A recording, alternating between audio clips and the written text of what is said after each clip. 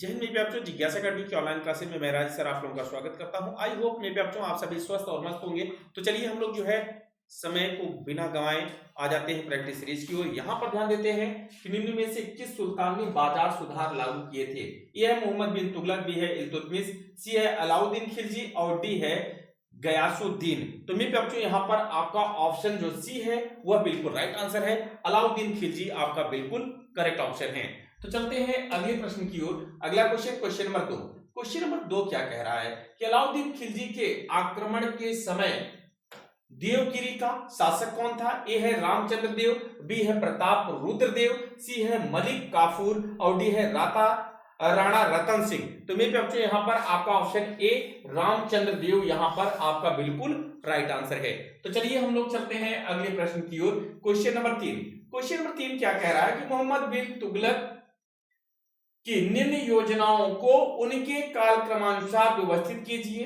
ए है दोआब में कर वृद्धि, बी है दूसरा आपका है सांकेतिक मुद्रा का प्रचलन, तीसरा है राजधानी परिवर्तन, चौथा है खुरासान अभियान। तो यहां पर आपको जो है क्रमवार सबसे पहले क्या हुआ था ये आपको बताना है। यहां पर अगर आप देखेंगे तो मेरे प्यारे बच्चों यहां पर मैं आप लोगों को बता दूं, सबसे पहले यहां पर आप लोग ध्यान दीजिएगा। यहां पर पहला क्या हुआ था, यहां पर आपका पहला सही है कि दोआब में कर वृद्धि पहले इन्होंने किया था। फिर आपका जो है राजधानी में परिवर्तन हुआ था, ये पहले स्थान पे है। और उसके बाद जो उन्होंने क्रिया किया था ये था। और उसके बाद जो है यहाँ सांकेतिक मुद्रा का जो है प्रचलन, और उसके बाद जाकर के खुरासान अभियान जो है यहाँ पर आपका चौथे क्रम में है। इसका मतलब है कि मेरे प्यारे बच्चों यहाँ पर 1, 3, 2 और 4 आपका जो सही है, यहां पर आपका ऑप्शन सी सही हो जाएगा।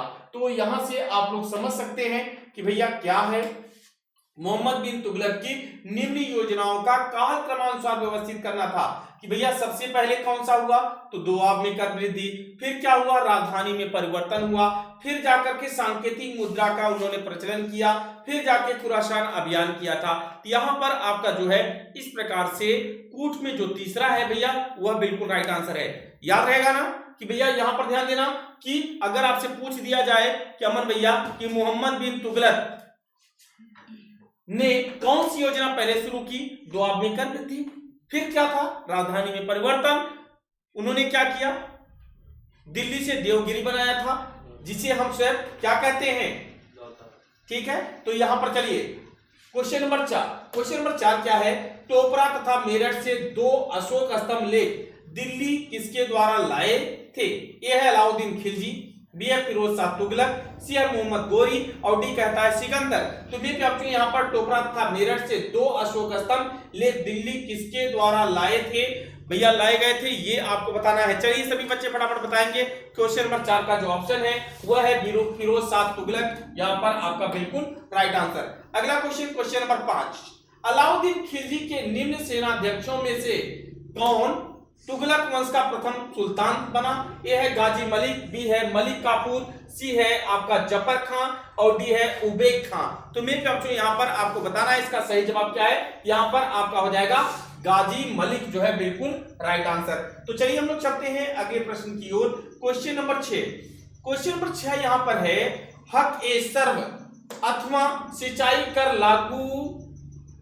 कर लगाने वाला दिल्ली का प्रथम सुल्तान कौन था। यहां पर ध्यान दीजिएगा, ए अलाउद्दीन खिलजी, बी है गयासुद्दीन तुगलक, सी है मोहम्मद बिन तुगलक और डी है फिरोज शाह तुगलक। तो मेरे बच्चों यहां पर आपका चौथा ऑप्शन फिरोज शाह तुगलक जो है यहां पर बिल्कुल सही जवाब है। अगले क्वेश्चन की ओर चलेंगे। Question number 7। निम्नलिखित को क्रमानुसार व्यवस्थित कीजिए। ए है तुगलक, बी है दूसरा है लोधी, तीसरा है सैयद, चौथा है इलबरी तुर्क और 5वां है खिलजी। तो यहां पर आपको बताना है इनका जो सही क्रम है, निम्नलिखित को क्रमानुसार व्यवस्थित करना है।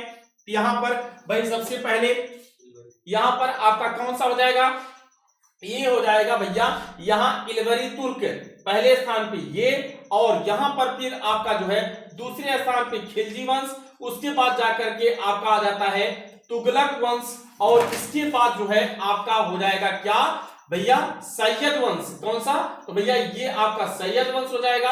और उसके बाद जाकर के आपका आ जाएगा कौन सा, यहां पर थोड़ा सा मिस्टेक हुआ है, ये आपका यहां नहीं होना चाहिए ना, यहां पर आपका क्या होगा, लोदी होगा ना।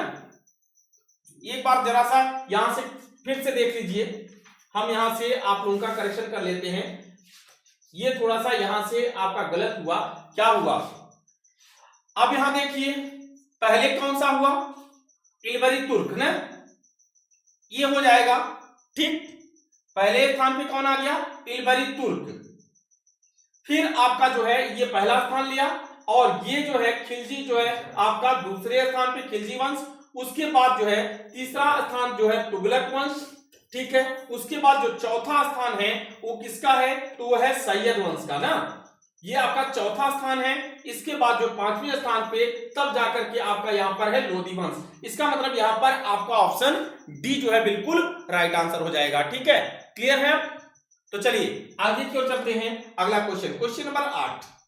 क्वेश्चन नंबर 8 क्या है, आगरा शहर का संस्थापक, यहां पर ध्यान देना है कि कौन था। यहां पर आपको 4 ऑप्शन दिए गए हैं, ए फिरोज तुगलक, बी है मोहम्मद बिन तुगलक, और सी कहता है अलाउद्दीन खिलजी, और डी है सिकंदर लोदी। तो भैया यहां पर आपका ऑप्शन डी अर्थात सिकंदर लोदी यहां पर आपका बिल्कुल सही जवाब है।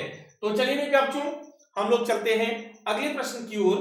यहां पर अगला प्रश्न है नहीं, यहां से ही हमें संतोष करना पड़ेगा। तो चलिए हम लोग जो है अगली क्लास में जो शेष क्वेश्चंस हैं वो भी आप लोगों को बताए जाएंगे।